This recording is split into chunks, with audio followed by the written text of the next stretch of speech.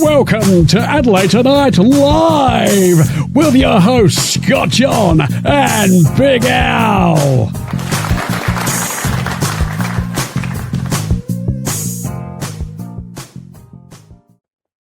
Hello. How you doing, mate? Mr. Scotty John. What was that, Mrs. Doubtfire? Or? Yeah, I'm not quite sure. Mrs. Doubtfire turned into the cat Dracula by the sounds of things. It's, well, that's good. You got to bake yourself a meringue and stick your face in that halfway through your evening. I need it. You'll have time to do that tonight because we've got That's right. special, very special episode. Do you want to tell the viewers what we've got in store tonight? Oh, we have some of our favourite acts on from the back catalogue. So ones that you guys hadn't seen, or maybe you're new to Adelaide Tonight and hadn't realised that we had a podcast called The Short Show earlier on. So just giving a chance for you to kind of catch up a bit. Yep. So in September, we started last year. We've had some amazing guests. So we thought we'd share some of those with you this evening. Who's your favourite guest we've had on, mate? Oh, I'd have to say Mr. Tony Martin for sure. He's one of my favourites, of course. But all of them have been wonderful in their own little way. All of them have been wonderful. We've got Tom Gleeson coming up as well. I won't spoil it. We've got lots of great comedians and guests coming up tonight. One of Adelaide's favourite sons. I won't mention who that is. Some wonderful people. All right, let's do that this evening. And we will catch you soon. Next week, we're going to have another live show. So wait in store. Wait, what? Just wait. Okay. Here it is.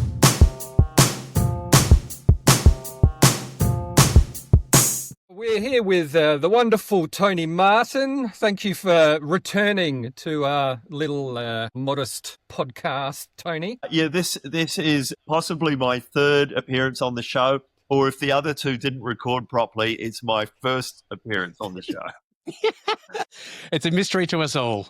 Now, you are undertaking a project which is becoming quite famous at the moment, to walk every street in Melbourne. Is that correct? Yeah, the idiotic part is that it's both sides of every street in Melbourne, which has just doubled the amount of time it will take. I think by current estimates, 149. So, I don't think it's going to be completed. But it's year 17. Oh, my goodness. So have you planned it out? How long is it going to take exactly? Well, we've done about somewhere between a quarter and a third of all of Melbourne in 17 years. Every single street, both sides. And we do about an hour a day, 6 days a week usually.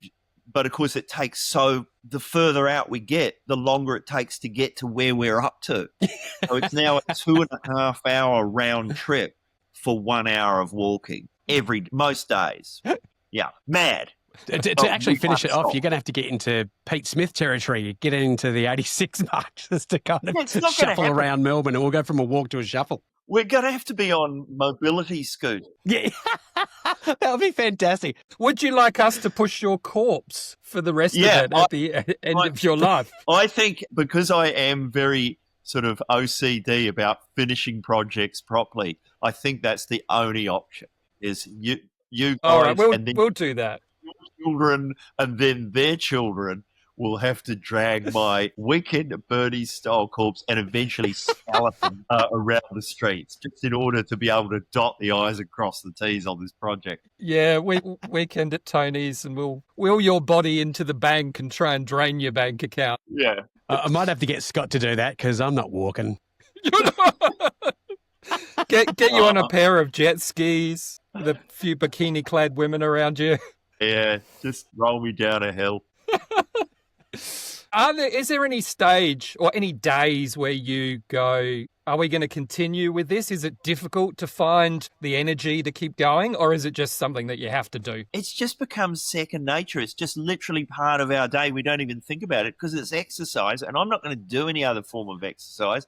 I think I've joined 3 gyms in my life, and I've never once ever been to any of them. and every form of it. We've got an exercise bike that I find too boring to sit on for 20 minutes, which I'm supposed to do. But the walking, always interesting. Always. It's like you're on a holiday every day because you're going to literally somewhere you've never been before. And yes, it's enjoyable. It's just taking up so much time. Well, you're very well known in Melbourne and in Australia. Like, do you constantly get stopped? Like, you just go, mate, come on, mate. I've got every street to get down here. Yeah, it does happen because it was on Channel 9 News about, 5 or 6 years ago. And the following year after that, 2 times we would be walking down a street that is a no exit street. So you get to the end and then you're coming back up the street and there's people in their front yard. And on 2 occasions, I went, everything all right? And the bloke's gone, just making sure you went all the way to the end. He was trying to make sure we weren't cheating. So, and then people will go, we're approaching Dingley. And then I'll get people going, okay, let us know when you're going to be in Dingley. We'll have, some, refreshments out on a card table for when you walk past. So there is a bit of that. People are aware that we're doing it. And we also look, classic, inner city latte sippers. And we're getting further and further out into the parts of the city where we look like, comedy sketch characters walking up the streets of, Clay. Are you going to run into trouble anywhere? Are there any streets in Melbourne that you do not want to go? I wouldn't name where it is because it would be, like I don't want to cause any trouble. But there was one area where someone did say to me they couldn't believe we'd walk there because it's, there's a stabbing every day. And I had to tell them, no, it's true. I had to tell them that we had actually walked around a corner and seen like the most cliched thing you could see in a place like that, which was a supermarket trolley on fire full of stuff that was burning. Like, it was like something from the ad that you'd see in a magazine for the TV show Shameless. It was like a piece of marketing photography, but it was there. It was. Yeah. That's something to see.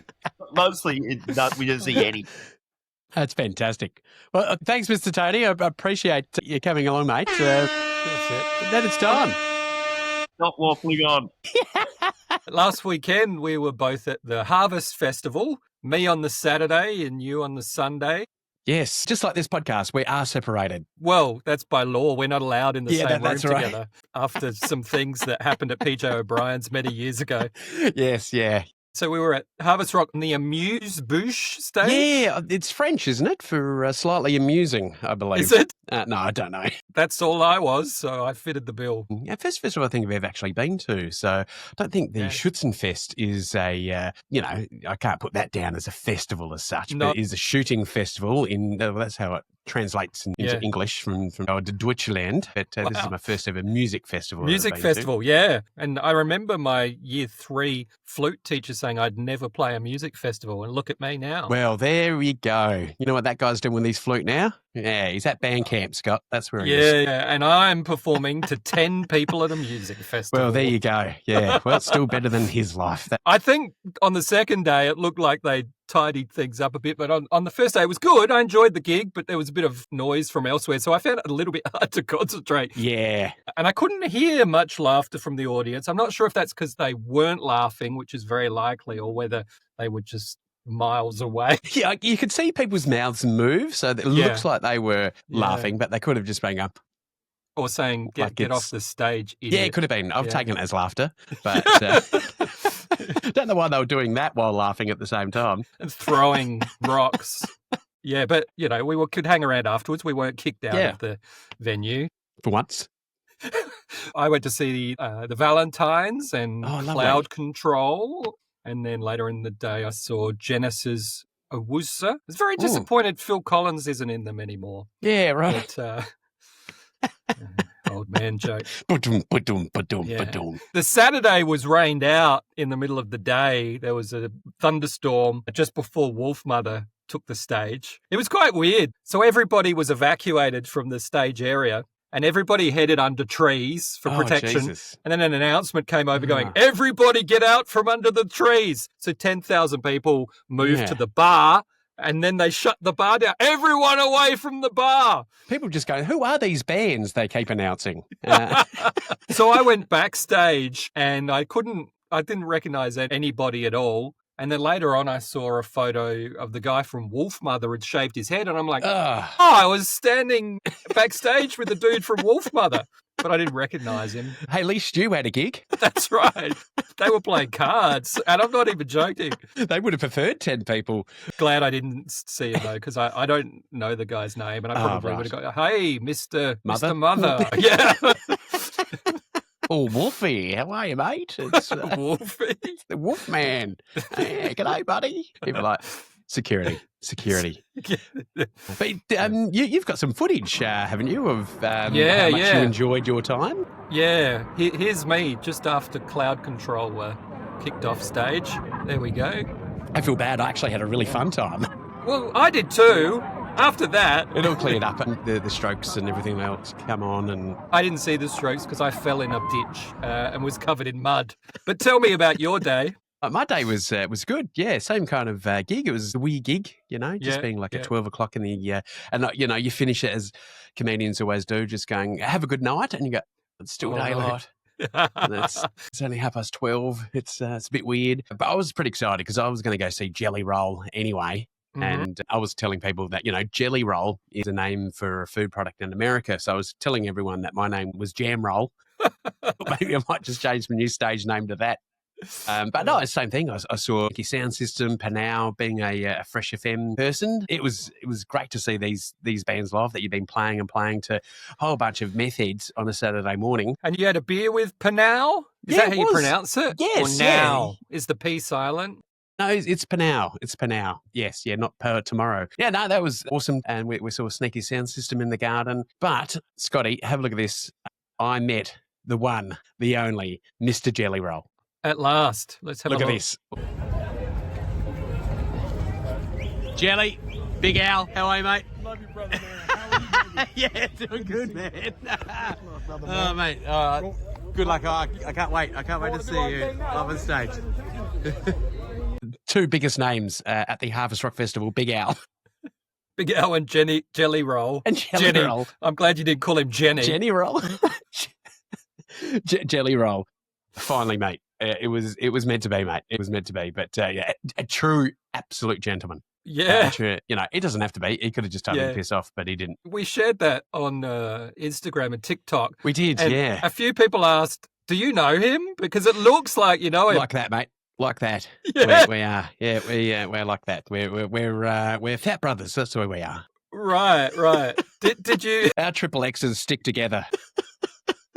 We stick together like the X and the L of a shirt that we both own. It does look like he thought he knew you. Yeah. Until he walked off and probably went, who is that guy? You get that a lot, right? Yeah, I do. It's more hurtful when it's from family members, to be honest. But it's grand. She's got dementia. It's okay. You got a hug from Jelly Rolls, so that's good. That's it. And who else did you meet? Shabuzi. Yeah, Shabuzi.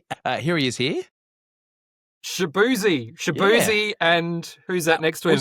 Also, Very Boozy. Yeah. That's a new stage name.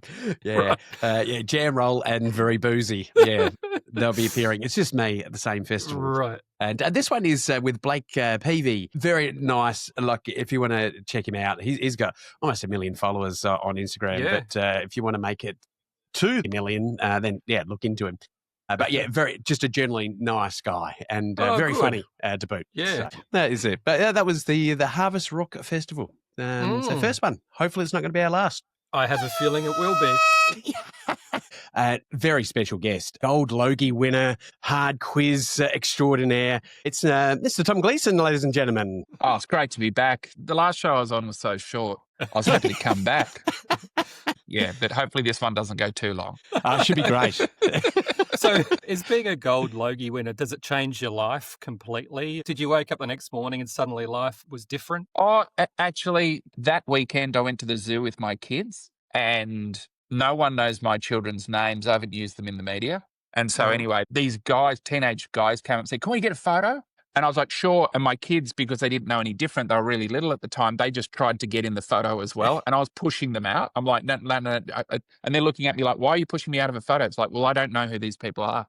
So I thought, is this going to be it from now on? Like, more and more people are going to want selfies. But then the guys who got the photo said, oh, mate, we wanted to get a photo with you because you came and talked at our school assembly last year. They didn't even know I'd won a gold Logie. They didn't care. Has the sort of cachet of the Logie dropped over the years, or is it still an amazing thing to have? I think you took it in your stride and was sort of playing with the idea of the Logies still being relevant, but does it take centre stage in your house? No, well, at the moment I'm actually renovating, so it's in a box somewhere in storage. I don't actually know where it is, which is not great. That answers my question, I think. Don't tell your insurance company. Yeah, it's to be found somewhere. But yeah, I don't really know. I mean, I think it's a bit of publicity, which was good. But I mean, the irony with me winning is the only reason I got heaps of publicity out of it was because of the way that I won it. If I just won it as a regular, nice person who just ran a polite campaign, it wouldn't really register. And if you, in terms of the column inches that previous Gold Logie winners have got, I've overshot them up by a long time. Like you'd struggle to know the Logies are on now. Whereas when I won, it was in the news for 2 weeks. Oh, yeah, totally. Yeah. You know, in Adelaide, we've got Anne Wills, who I believe is the person to own the most Logies besides Graham Kennedy. That's right. She's got a plethora of these, not a gold one, of course. I'm sure she'd be grateful to get her hands on that. But it's because they used to give it to like local states, and they kind of don't do that anymore. But I did hear that at one point she was using one as a doorstop. Yeah. Well, yeah, Adelaide used to have its own Tonight show, didn't it? That's right. It used to have In Adelaide Tonight, and it was hosted by Ernie Sigley. That's right. Yeah, Ernie Sigley. And I think Anne Wills had the old AM Adelaide with the late and great Mr. Richard Marsland. Wouldn't it be great to let's bring back state-based TV? That would be good. Wouldn't that be fantastic? Or even suburb-based. Oh, absolutely. Well, that's what this is. Yeah, pretty much. I did work experience on AM Adelaide. Did you really? Yeah, and it was fine, except the singer from Chocolate Starfish was a guest that day, and he drank from a cup and then handed it to me like I was a piece of dirt, and I refused to take his cup and then I think I'd kind of got myself offside with the people at Channel 9, so it was not a great memory. You could have sold that for heaps on eBay. What were you doing, Scotty? Yeah, but the lead singer of Chocolate Starfish now probably reminisces about the time when he used to be allowed on Adelaide television. It's true. He probably talks about it like it was his heyday. Yeah, I'm sure. So you're a very familiar face around Australia. What's the weirdest stuff people just yell out at car windows at you? Do you still get the Australian bus bowler? Do you just more like hard? Like, which is a weird thing to say to someone. I do get hard a lot. People just yell hard, but it's sort of weird, like, because they'll often just say hard, and that's the only thing they say. So they'll just yell out hard. And so you look around and you don't, I've been doing it for over 10 years. I still don't really know what to do. Like, what do you say? Thank you? Like, it's a weird, don't look below the waist, just in case. There's a woman came up to me, it was at the Crown Hotel in Adelaide, actually, and it was up on the bar up there, and she came up to me and she said, thanks for playing hard. And I was like, oh, thank you. And she goes, I thought you'd really like it if I said that. And I said, I don't know, it's kind of weird when you think about it. And she said, yeah, but I just had to say it. And I'm like, well, you didn't really. You didn't have to at all. You could have not done any of this. In fact, you could have just said, oh, hi, I'm a big fan of your work, and would be talking about something else by now. Yeah. Are people surprised that you're, not a prick in real life to most people, except for that lady, of course. Well, yeah, I think they are shocked. I mean, when I record Hard Quiz, I'm very polite to the contestants when the cameras aren't rolling, so it's very disorienting because as soon as the red light's on, I'm straight back into them again, and then we go cut and we start moving. I'm like, thanks for coming on the show. And they're like, thank you. They're like, what's going on here? Is he bipolar? Well, I'm not going to name any names, but I've always thought you're one of the nicer comedians in person to those below you on the rung, whereas there are others that are quite nice in the media, and you meet them and go, I don't know. Yeah. You will get to see all of them at the Rhino Room, no doubt. Yeah, people enjoy guessing. as to who they may or may not be. Yeah, very true. right. It's, Come along to the green room and find out. we are pretty much done. Thank you very yes, much. of course. Once again, it is a short show. Have you ever had a rat in your garden, Big Al? No, I haven't. No. No. Thank God. I can't stand rodents. We got market gardens over the back, so we get them running over the fence. So we used to have a tomato bush, and rats love tomatoes. I don't know if you know this. I had no idea. Really? Love a tomato. Tomatoes, and Are they vegetarian? I don't think they're picky. I think they'll eat pretty much anything. Okay, I'm not a picky eater, but I don't eat tomatoes, so the rats have got something Really? on me. Who would have thought? What about in a sauce, like pizza? I'll eat something that's like a cooked tomato. I Yeah. just can't do a raw tomato. Okay. So, All right. yeah. Damn. Well, that Even though I've been called a dirty rat many a times, I will correct them next time. Man, and I had a crate of tomatoes for your birthday. I don't know what I'm going to do. So we had a couple of rats out the back. Well, I think it was just the one. It had like bricks down, along the bottom of the trees. And the dog's barking and barking. And my wife says, I think there's a rat in there. And I said, no. She said, yeah. Turn one In of the bricks. in the bricks. So she says, turn one of them over. No problem. So I turned it over, and I'm in my pajamas. Mm. A rat runs up my pajama leg. So I'm patting it, trying to get it out, and I'm screaming like a BG. Oh my God. So I got it out. That is my worst nightmare. It was awful. And you could just feel these little rat legs running up. So I got it out. I would have died. I would have passed out and squashed the little bastard. And once it was out, I just hear a voice over the fence. It's my neighbour, and he goes, "You right, mate?" And I said, "Yeah, a rat just ran up my leg." And he just goes, "Ah." That was not a lot of Ninja Turtles. not a lot of concern. So just in case, I thought I'd do some research for Yeah. myself in case that happened again on how to catch a rat. Yeah, So right. this is for anyone watching who ever faces a rat. The first lesson is do not corner a rat. Right, okay. Because if it's got no escape route, Yep, it will go up the leg of your trousers. it will go up the leg of your trousers, or it will go the face. It'll lunge at you, Jesus. biting, scratching. So don't corner a rat. Wow. There are a few signs if you're, if like a rat's in the house, you're trying to get it out of your hallway and you see it arch its back, or if it does a sideways stance, like if it gives it a bit of Elle Macpherson, Yeah, right, okay. you're in trouble. You're in trouble. So far you are describing everything the last time I cornered a meth addict in an alleyway. Very, very similar. Very similar. Do Very not- similar. Not corner them. So what do you do? So what you do is you clear any obstacles so it can run in a straight line. Okay. It's a knockout. Just let it out. Let it out. And then what you want is a distance tool. So Right, something okay. straight, a broom or a mop or a long, Mm.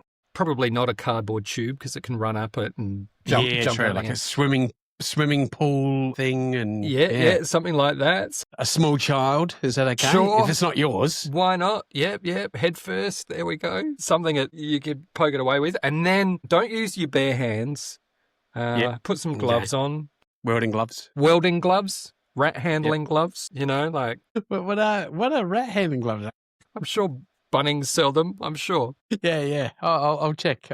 And then what you've got to do is reduce sensory stress for the rat. So dim the lights, keep the noise low so the rats feel safer in the dark. Bit of Michael Bublé, maybe a bottle of Penfolds, just relax it. And then what you're going to do is place a box or a bucket on top of it, Right. Okay. slide a bit of cardboard underneath and take it outside. There you go. See you later, Mr. There we Rat. go. You're done. It's kind of the same way wifey deals with me when I come home drunk, to be honest. Bucket, bit of cardboard underneath, outside. She goes. There we go. Slam the Awesome. door. Hey, we've got a very special guest. We've got Frehd Starr, comedian, clown, Producer. acrobat, circus performer, all of those on the resume. So welcome. So you have been, you are a clown. I've seen you at the Magic Cave, and I still remember your magic trick of you making a sauce bottle disappear, not what we're thinking, in the brown paper bag. Yes. Still the best trick I've ever seen. Amazing. Can you do it for us now? Is that too much to ask? No, I don't have it with me. I Who don't has have sauce it. bottles anymore, Scott? It's, Yeah, okay, fair enough. it's like telling a comedian, hey, joke, monkey boy. Okay, sorry. I recall many years ago you went to the UK and I babysat your turtles. I don't know if you remember that. No. You don't have any memory of that? For quite some time. You gave us the turtles and we went out and bought a turtle aquarium and like turtle food. And Scott would dress up as Splinter and train the turtles. Continue. This is No, continue. that's it. You remember you had turtles and they were baby turtles Yeah, and then they remember grew. that turtle? Yeah, we looked after them for, I don't know, it must have been 6 months or something. Okay, so okay, yeah. This is. Yeah. Should we? Well, I think use the first chat over this one. Didn't one of the turtles bite? They bite, don't they? Like the. Great having me as a guest. I can tell this is. Do you still have the turtles? Gosh, no, No. because quite clearly after you had the turtles, I went back to London, and then my mum got the turtles, and I dug the hole, and he stood and supervised. And then we put the turtles in, and then we went back to London, and then they climbed out and escaped and ran away, and we never. Man, did they live in the sewers and solve crimes? You know what? Not the sewers, but in the Onkaparinga, yes. They're now on the Onkaparinga Council. It's a feel-good story that they've been released and they've gone back into the wild and Yeah. What are the joys of turtle ownership? That's a difficult question. They're a bit like my sister. They do bugger all. Getting power remote controls and then putting little kind of like sequined vests on them and then pretending they're remote control and just having them. Scott does the same things to his kids. And I keep them in little aquariums. And one day they'll also get out of a big hole and go to the Uncle Beringa. How many of those cans have you had? Because that was Onkaparinga. Yeah, well, it's a big word. Like I failed TAFE, remember? I had to almost clap the syllables in my head. Onkaparinga. We don't have big words here in the north. We've just got Only That's it. one syllables, that's the maximum. Yes. Paul.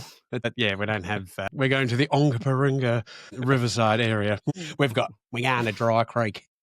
And you go there, it's dry. Like, it's a very aptly named. It's more of a trail than really. It really is, yeah. You could probably use it as a skateboarding ramp. I was looking at your resume and I didn't know this, but you used to be the coordinator at Late and Live at the Gilded Balloon. Correct, yes. For some time. Really? I didn't know that. Which is known for being one of the most difficult gigs in the world, Yes. is it not? I didn't probably have it in its worst kind of section of its life, but I did have it for probably the longest section of its life. And it was quite the experience. And I've seen kings of comedy die and nobody's become kings in a very short amount of time.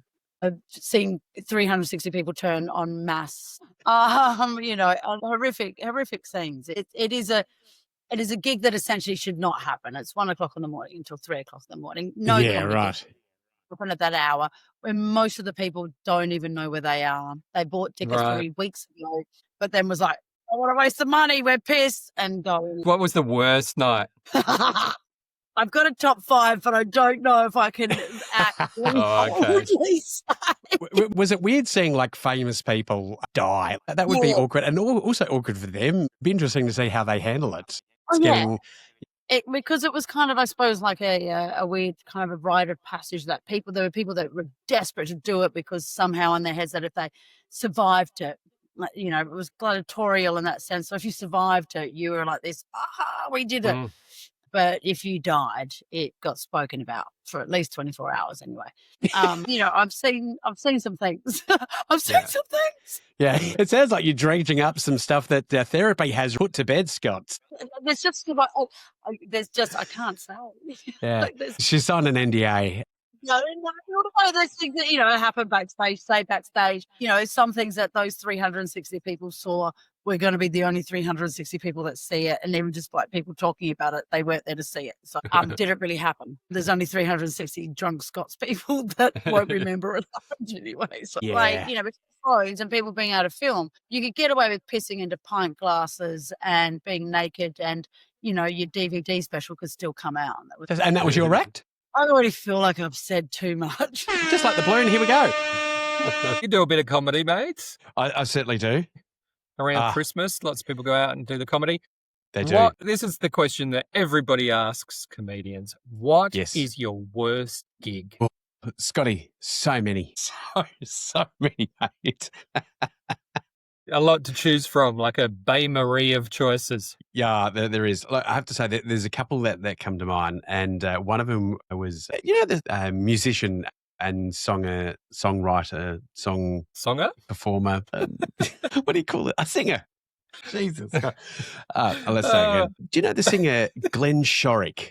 Yes, I do. From the Little River Band. That's right. Yes. Yes. So I went all the way to a little coastal town in Adelaide called Encounter Bay. So from where I am, it's probably a good 3 hours or so. So it's a bit of a hike. And I didn't have a huge amount of money back then, so it was good money versus my blockbuster wage. So I've gone to this little place. It's packed out, and I was supposed to come on before Glenn Shorrock. So you were the support act. Pretty much, I was the support act for Glenn Shorrock, right? Yeah, yeah. And so everybody's waiting for, hang on, help is on its way. And they're having to listen to you. And I was literally singing that song halfway through this gig. It never came. So my introduction, there as fast as I can. So I'm doing this gig, right? And my introduction, it was supposed to be, so they had this little band on. They were supposed to introduce me, and then there was going to be a break. I would then come on and introduce Glenn Shorrock, right? Yeah. And so the bands come along and go, right, ladies and gentlemen, we're going to have a quick break, and then we'll bring on Glenn Shorrock. And I went, I'm supposed to be on, mate. And so everyone started to head out to the bar. And then this guy's coming and go, oh, wait, sorry, comedian's on now. And that was my intro. So I just did my gig. People are like, haven't, I think, heard that there's a comedian on. So they've just gone, this idiot's just rushed the stage. Who's this guy? Security?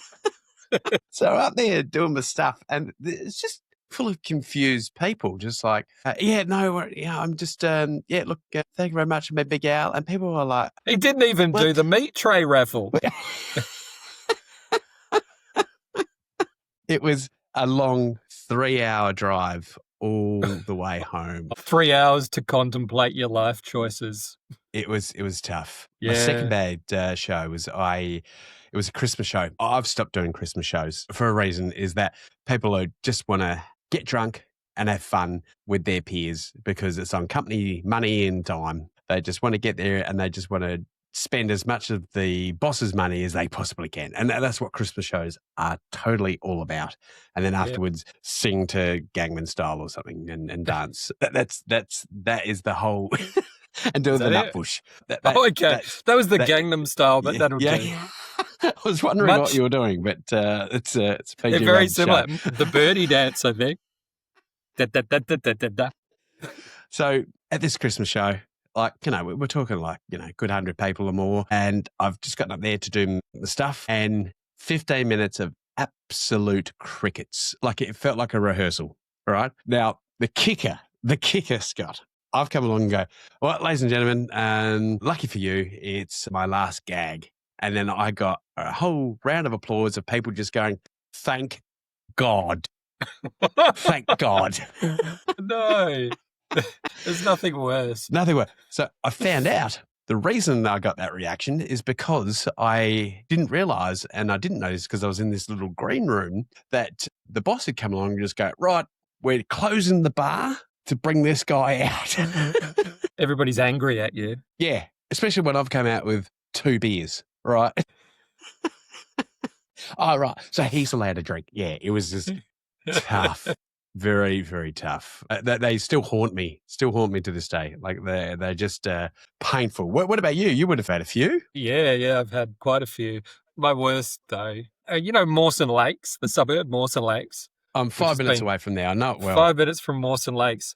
I got hired to do comedy at the grand opening of Mawson Lakes. Wow. So there were all bands and stuff. And then in the middle, here's the comedian. And it's an outdoor gig and it's pissing down with rain. Oh, no. So I think they expected a lot of people to be there on the oval at Mawson Lakes, and there was hardly anybody. Because it started raining, they all ran off to a bit of cover at the back. So I'm just looking at this big empty field with some people at the back doing my little jokes, and they're all wet and going, who's this guy? Why are we here? Where's the free food we were promised? So I'm about halfway through my allotted time waiting to get off. And this kid walks from the back where this group was. He walks all the way to the stage and he's just holding a balloon and staring at me. And you've seen so you know this is not good. So I just stop and go, hey, mate, how you doing? And as I say that, his balloon pops. And he just starts screaming like it's my fault. And I said, yeah, mate, I know how you feel. He just stood there. Like I said, do you want to go back to your parents? He said, yeah. It was terrible. It was just like a nightmare. You know when you just float above yourself, look down and go, what are you doing with your life? Yeah, it's not even good money. You just go, I'm not even doing it here for the money. Yeah, what am I doing? What am I doing? I think that's what's probably pushed us into, I don't know, real jobs. Yeah, and podcasting. That's right. And that kid's 20 now, and he's probably just going, I remember being at the opening of Moses Lakes and this guy popped my bloody balloon. Yeah. You know, if you do go to a comedy night, please just laugh. Even if it's a sympathy laugh, we'll take it. Yeah, sympathy laughs are fine. Yeah, or a noise. Sympathy. I'm always happy with a noise. Whatever. Yeah. I'll take a groan, like, no, I'll take that as a laugh. Preferable to silence, yeah. We are very pleased to have ARIA Award winner and OAM recipient, the one, the only, Mr. Peter Combe. A round of applause. Yeah. I have to put my coffee down for that. There we go. I almost threw coffee all over myself. I'm so excited. Very nice to meet you both. Likewise, we're definitely massive fans of yourself. From being a bit younger, and Scotty's got some young kids, and I've got 3 kids, and I've been bringing them to your shows. What shows? The Fringe shows, or the Fringe shows? Yeah. And I think we saw you down at Port Adelaide at one point at the Winterfest when that was going on down there. Oh yes, I do remember that. Yeah. The Fringe shows are wonderful. I mean, I'm doing 7 next year. In Adelaide, plus a couple in Perth. But I just think we're so lucky to have such an amazing festival. It's huge. It's the second biggest Fringe in the world. And I don't think a lot of people know that. Or maybe Adelaide people know that. But the other states don't know it. But it's just an incredible, it's a really lovely festival to be involved in. I always do my stuff at the Garden of Unearthly Delights, and they're really nice people to work with. In fact, people at Fringes, I find, this is a terrible generalisation, are just really nice people. Yeah. Oh, they are. But Adelaide people as well. Like, you know, you were saying you ask Adelaide people, I think you've asked anyone from Adelaide, they will say it's the best Fringe in all of the world. I think it's actually, I mean, I've done Edinburgh as well, which Edinburgh is the biggest, but in some ways Adelaide I think is better because it's got this lovely central city pulse, which is the Garden of Unearthly Lights on one side of the road, then Gluttony on the other side, and it draws people in. So when you do a show, it's great to do a show there because rather than drag people somewhere to some other part of Adelaide where they may not necessarily want to go to, you go to the place where they're going to be anyway. But they, in a sense, they kind of come to you, which is terrific. I've done the Edinburgh RAF base. It doesn't have the same kind of vibe as the Edinburgh Fringe. Yeah, very different. And Big Al was telling me he saw you a few years back now at the Schützenfest. Yes. And you said it was one of the best shows you've ever seen, Big Al. I was working in retail at the time, and I was lifting people up. Like, people were stage diving, and I was lifting people up just to kind of like crowd surf. And some guy elbowed me in the lip. I had this big fat lip, and people were like, "What happened to you? Big night? Where'd you get that from?" It's like Peter Combe concert. It's interesting you should say that, because that was the beginning of a whole different aspect of my career. That's probably going back now. I reckon it must be almost 20 years ago, I think. Almost, yeah, for sure. What you just described then is exactly what happened. There were kind of those crowd surfing, and people were just struggling to get on the stage. And I didn't really know why it was happening because they're all adults doing it. And there were hardly any kids in the room at all. And that's because it was a very, very hot day, about 41 degrees. Yeah. And I brought the show inside rather than doing it outside. So I thought, well, if you're a parent, say, with a 6-year-old, are you really going to want to sit in the sun at a 41-degree day for half an hour to listen to anyone? So that's how it happened. and then these people stormed the stage, and that led on to a massive tour all around Australia doing these. Oh wow! I used to call them Big Kids Night Out shows, and so you saw this one. Oh, I was part of the inaugural one, which is fantastic. You were absolutely the first one. It got that crazy. People were like getting pulled out of the tent by police and stuff because it was just getting. I know. It was almost like a Metallica AC/DC concert back in the day. It was crazy. But it was because I suppose that realization where we all grew up listening to you, and now the audience is all now growing up and a bunch of pissheads. I mean, it took me a little while to work out what was going on, but after a while I realised it was just young people who came, who were kind of maybe 21, 22, 25, who came along and just really enjoyed hearing the songs they grew up on. And it was very touching. And so that said, I did a whole lot of concerts like that all around Australia, in Melbourne, Sydney, Brisbane, Perth, Wollongong, Newcastle, everywhere. Oh, wow. And it was just an incredible time in my life, I guess. My favourite of yours was when I was at school. I think those Let's Have Music, the books? Let's Have Music was a show I compared on the ABC between about 1980 and 1984, about a 5-year run. You were the compere. I was the presenter. I presented it with alongside another lady called Irene Petrie, who is the ex-wife of my keyboard player, Phil Caneen.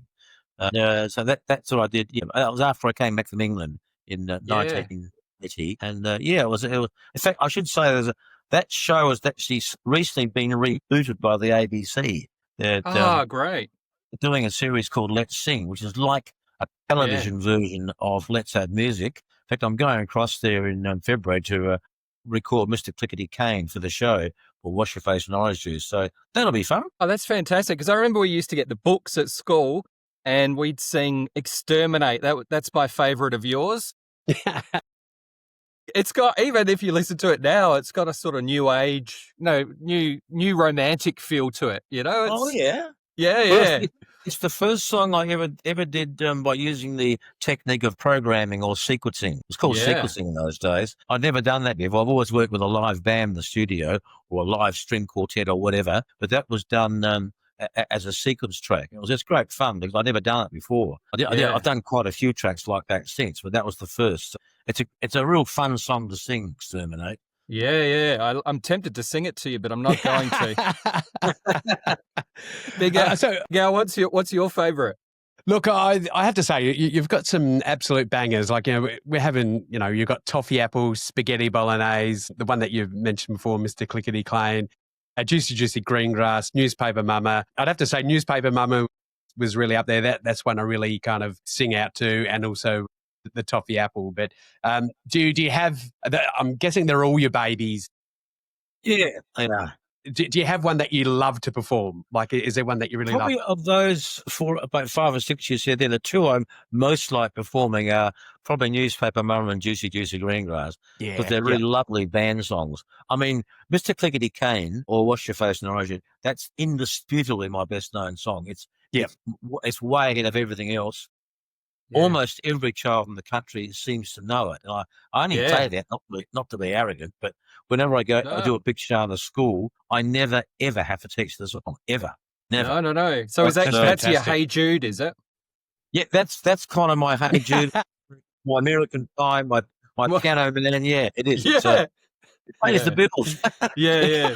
Fantastic. I mean, I have to sing it every single concert. And I mean, I'd love to give it a 2-year rest, really, but I can't because, and I wouldn't do that. It would be very, very self-indulgent. So I always do it. And I still enjoy doing it, but it's become sort of just crept up over the years. It's interesting that it was never a title of an album.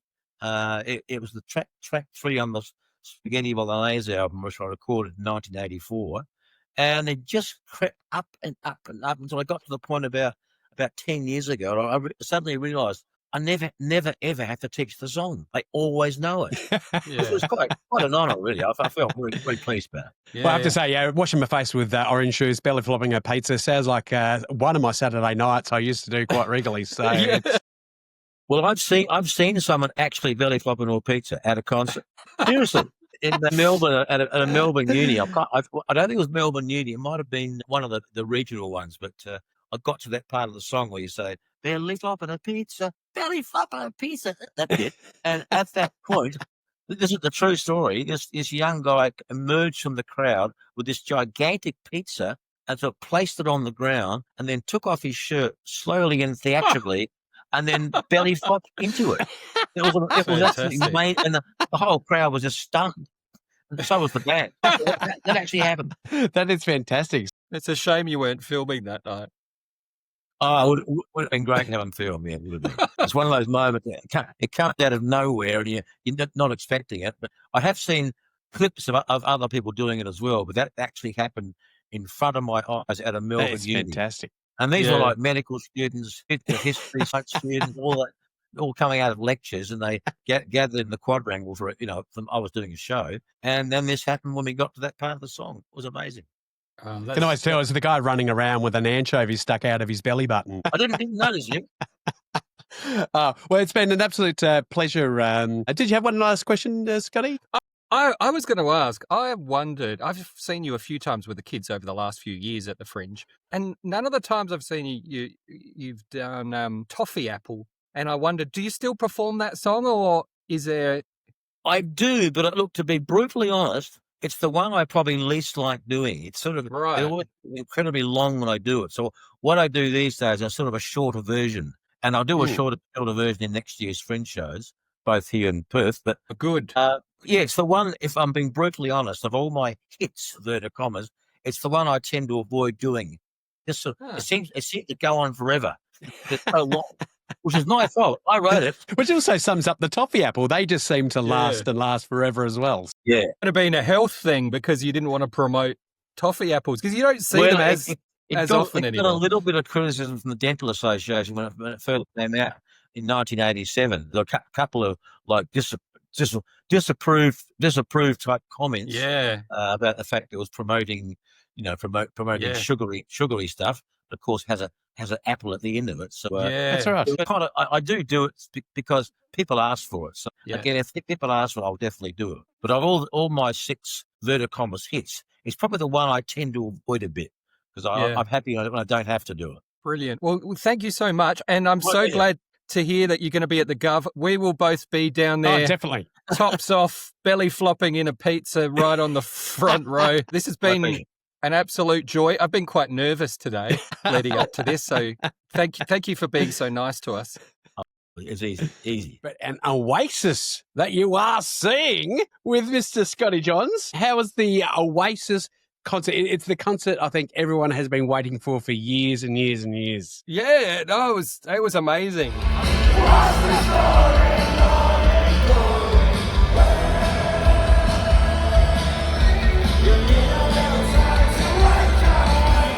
I was always a big fan back in the day. I bought What's the Story Morning Glory on the first day it came out and Be Here Now. Yeah, right. And I like that album. A lot of people don't, but I still think that's a cracking album. So I went over with my son and met a mate of mine who came in from Japan because he couldn't make the Tokyo show. So he just came in for 2 days. We went on the Friday and the Saturday night to see That's great. the show. Yeah, we were on the first night. We were down about 3 rows from the front, right in the thick of it. I'm way too old for that, but I enjoyed it. They're older than me, so it's fine. And then we enjoyed it so much that we got some cheap side view seats the following night. They were fine. They were fine for $100. Yeah. If anyone's watching this who's in Sydney and thinking, should I get some cheap side view tickets? Yes, you should, is the answer.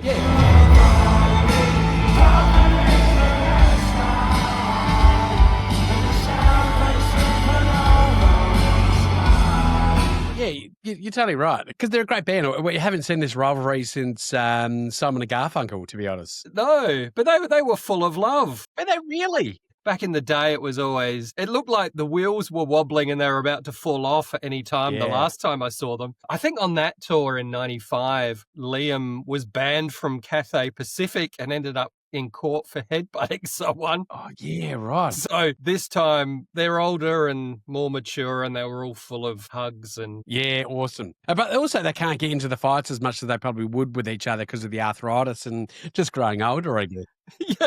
Yeah, that's right. You know what they come along and go, I want to hit you in the face with a tambourine, but I know how much they cost now. Like it's... I think they're all right for money.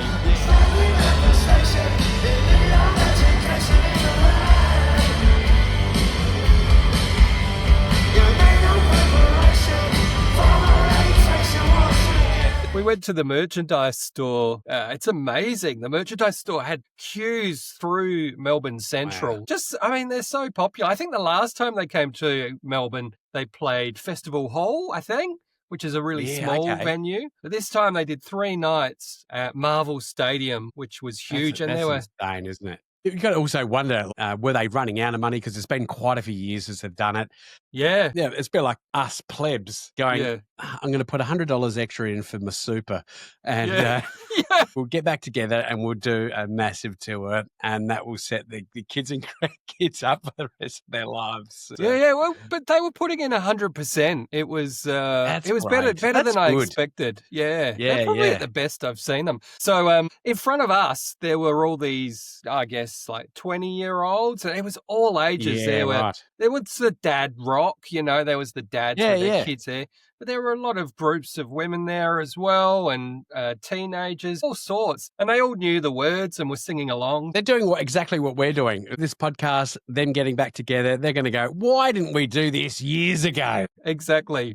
with a similar viewership, I think we've got. Yeah, not that we've ever had a falling out. So I've never hit you over the head with a tambourine, but not on purpose. You probably have in a drunken moment. Yeah, you're right. Yeah, just one of those little ones from a show bag, I'm sure. That's great because it's one of those things where it's also great that you've got kids that can see these bands because, it's sad because some of the kids will grow up and they've passed away or they don't tour anymore. So, it's great. And you know what it is? What's that? We can afford to go to their concerts now because back in the day, we probably wouldn't have been able to. It was pretty pricey, but they've put in the work and Liam's vocals are better than they were probably 20 years ago. He was hitting all the notes. I assume he's stopped drinking and is looking after himself and on the herbal tea. So are you telling me that if I do all of that, I could become a good singer? No. See, you have to have once been one. And get back there. Right, that's the key. That's the bit you're missing out. Right, okay. Right, okay, now I get it. But have you seen the, do you know what the Poznan is? No. It's every night before Cigarettes and Alcohol, that song. Liam Gallagher gets everybody to turn around and face the back of the stadium. Then everyone has to put their arms around each other and jump up and down. That's the Poznan, right? Okay.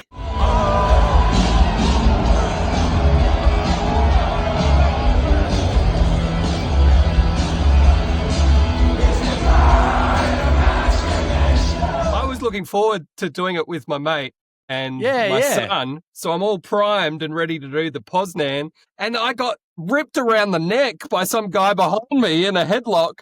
And then he starts pulling me up and down. So doing the Poznan with some stranger. But it was all good because we were all in it together. It was a real bonding experience. The whole, 80,000 people all jumping up and down together.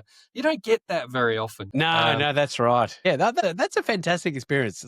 3 thumbs up. And I got my merch. I should have put this on, but there's my Oasis T-shirt. Wow, there. That's actually some pretty good merch. Yeah, I bought myself a bucket hat. There we go. Let's hang on. I actually love a good bucket hat, to be honest. I'm a mad bucket head. Oh, wow, that's fantastic. I can't hear what you... Oh, it's very complimentary through the whole time. Yes, good. Very much so. They're not the most convenient hats, bucket hats, I must say. I don't know if I'm ever going to wear it, but... No, I've got a few bucket hats, and they are great. Mowing the lawns, looking like Andy Cap, which is another difference. Anyway, but... bit Wurzel Gummidge. Yeah. And did you see you must have seen the footage of everybody leaving their stadium afterwards. Did you see that? And they're just singing. It's just singing. I've got a bit of that here. Have a look at that.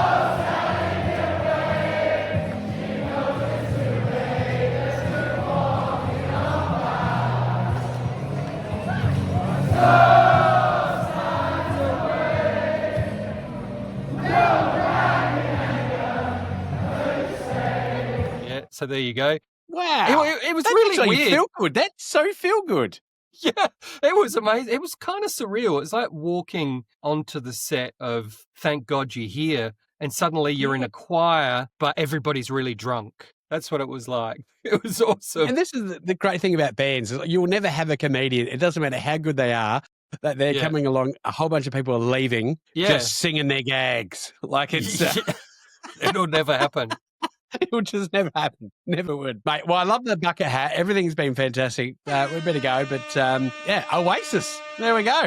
Well, that was a bit of fun, wasn't it? It was great to reminisce again, to be honest. Yeah. And watch all those. So, no, that was fantastic. Thanks, Scott, for putting that together. Oh, no worries. It was easy. And it gave me a chance to, have a shower. So that was lovely.